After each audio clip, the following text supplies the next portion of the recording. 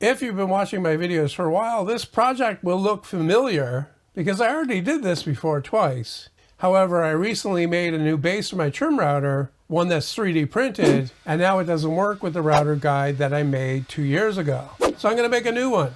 And yes, this is going to involve some 3D printing as well. The main parts are the rails that I glued together at the beginning of this video, and what you see printing here are the clamps that go on the ends of those rails. And I'm using a new printer, one that was sent to me from Bamboo Labs to try out. And it came equipped with this thing on top that they call the AMS that holds 4 spools of filament. 3 of these are ABS, and that's what I'll be using to make the parts. Because I printed this on a textured plate, that texture needs to be sanded off so that this screw goes together and it's the right size afterwards. And then I can glue it together. To assemble the clamps to the rails, I'm going to slide one rail up against the other, perpendicular to the other one, and then put the clamp on top, up tight against the inside of that rail, and holding it firmly while I drill pilot holes and drive in number 6 screws. The screws I drove in hold it fairly well, but to make it so that it can't move, I'm going to drill this out and put a dowel in here as well. I'm using super glue to glue the dowel in place, and then I'll trim it off flush on the bottom. In order for the screws to be low profile enough so this thing sits flat, I made them so that they're hex shaped on the ends, and also printed this knob so it slides on and makes it easier to grip. With all the clamps installed, I can trim the rails to the right width now. I've got a 1/4 inch bit in my trim router, and I'm going to trim off the excess, as you can see here. And if you have this type of router, the green base plate that I designed is also included in the download files. All right, so the next thing to do is to actually try it out. I've been working on a chair, and I need to cut some mortises, and that's the reason why I need this gadget to begin with. So I'm going to start by laying it out. And I'm doing that with a scrap of MDF that I cut to the right size to match the mortise that I want to cut. And I'll use that to help set the guide rails precisely.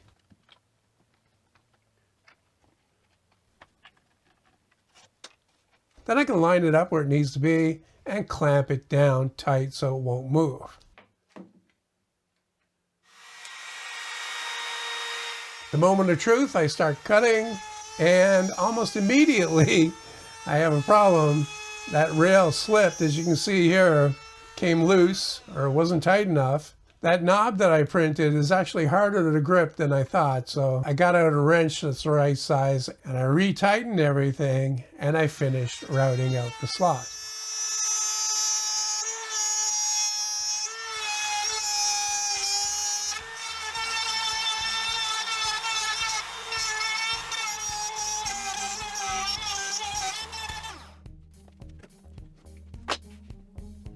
So I took it off and I had a look at the damage.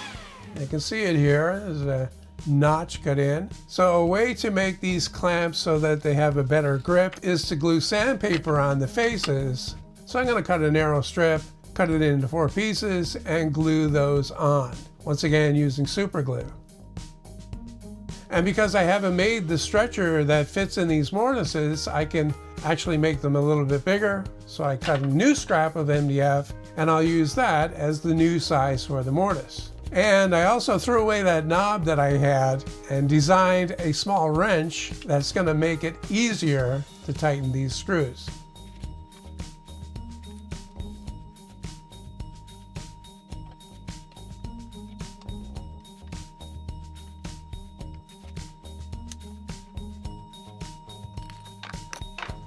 And then once again, I can get it lined up in position, and this time, nothing slips. And I was able to cut down to the full depth. And here you can see the piece fits in there precisely. So that was the first mortise, but I've got another one to do in another frame. So without making any changes to the template, I lined it up on the other frame and routed out that pocket as well. And once again, nothing slipped.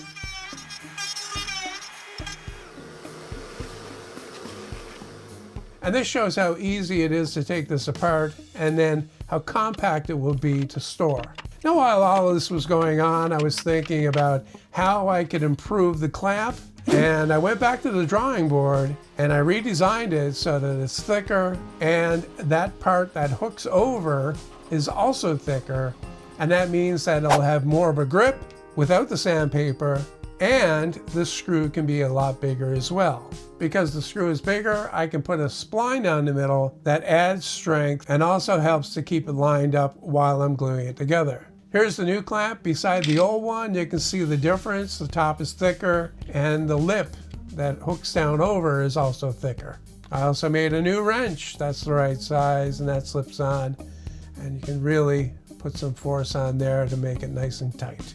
So I decided to pull off one of the old ones and put on the new one to test it out and see whether it actually is an improvement. And yes, I can verify that it is quite a big improvement. This will not slip.